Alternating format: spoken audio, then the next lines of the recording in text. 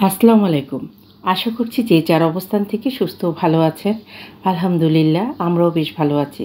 ১ cup উঁচু উঁচু ডাল পরিষ্কার করে ধুয়ে প্রায় আধা ঘন্টার মতো ভিজিয়ে রেখেছিলাম পানি ঝরিয়ে। বড় সাইজের ২টো পেঁয়াজ এবং ৪-৫ কোয়া রসুন কুচি করে কেটে নিয়েছি, সেই সাথে ৫-৭টা কাঁচামরিচ। আমি সম্পূর্ণ পেঁয়াজ এবং রসুন দিয়ে ডালটাকে খুব ভালোভাবে মেখে নেব।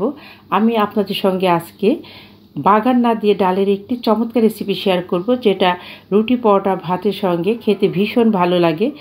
আমন্ত্রণ জানাচ্ছি দিলরুবার হেসেলে। অনুরোধ করব লাইক দিয়ে রেসিপিটি কন্টিনিউ করবেন। আশা করছি রেসিপিটা আপনাদের কাছে বেশ ভালো লাগবে। পেঁয়াজ রসুনটাকে বেশ কিছুক্ষণ মাখিয়ে নিয়ে হলুদ এবং লবণ দিয়েছি, 1/2 চা চামচ হলুদ এবং পরিমাণ মতো লবণ দিয়ে খুব ভালোভাবে মেখে নিতে হবে। হলুদ লবণ ছাড়া এখানে অন্য আর কোনো মশলা ব্যবহার করা হবে না এবং ডালটাকে বাগার দেওয়া হবে না। খুব চটজলদি এই ডালটা রান্না করে নেওয়া যায়। কেটে রাখা কাঁচা মরিচগুলো দিয়ে দেব। ঝালটা যে যার পছন্দ অনুযায়ী দিতে পারেন। পরিমাণ মতো তেল দিয়ে আবারও নেড়ে চেড়ে আমি যতটুকু ডাল নিয়েছি তার ডবল পানি দিয়ে লো টু মিডিয়াম হিটে ঢেকে ডালটা রান্না করব। রান্না করতে সর্বোচ্চ 10 মিনিটের মতো সময় লাগে। বাগার দেওয়ার কোনো ঝামেলা নেই, খুব চটজলদি। আমরা যখন বিভিন্ন কাজে ব্যস্ত থাকি সেই সময় এই ডালটা সাথে ডিম ভাজা বা আলু ভর্তা দিয়ে খুব মজা করে ভাত খেয়ে নেওয়া যায়। আজকে আমার ভয়েস কিছুটা অন্যরকম লাগবে, কারণ এটা আমি যে মোবাইল দিয়ে ভিডিও করি সেটা নয়। আমার মোবাইলটাতে একটা গ্রিন লাইনের মতো দেখা দিয়েছে। আমি ওটা সার্ভিস সেন্টারে দিয়েছি, যদিও কাজ হয়ে গেছে, আজকে নিয়ে আসবো। এক হাতে ক্যামেরা করেছি, ভীষণ নড়েছে, বিষয়টাকে ইগনোর করবেন।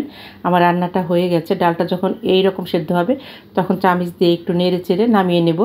এটাকে ঘোটা দেব না, একটু আস্তে আস্তে থাকবে, এটা খেতে খুব ভালো লাগে। আমার যে সকল বন্ধুরা দিলরুবার হেসেলকে সাবস্ক্রাইব করে পাশে আছেন তাদেরকে অসংখ্য ধন্যবাদ। আর যে সকল বন্ধুরা আমার রেসিপি দেখছেন এখনও সাবস্ক্রাইব করেননি, প্লিজ দেখতে দেখতে সাবস্ক্রাইব করে দিবেন। সেই সাথে আপনাদের মূল্যবান লাইকটা দিতে ভুলবেন না। প্লিজ লাইকটা দিয়ে রেসিপিটি কন্টিনিউ করবেন।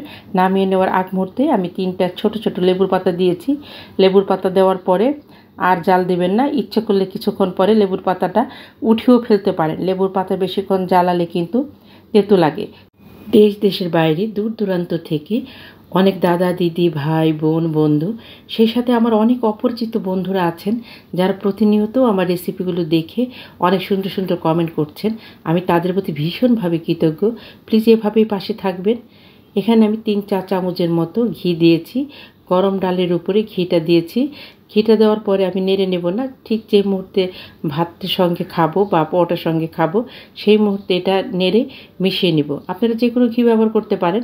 আর যদি ঘি ঘরে না থাকে, এখন প্রত্যেকের ঘরে প্রচুর আমের আচার আছে, সেই আচারের তেল বা আচার দিয়ে এই ডালটা খেয়ে দেখবেন, অনেক ভালো লাগে।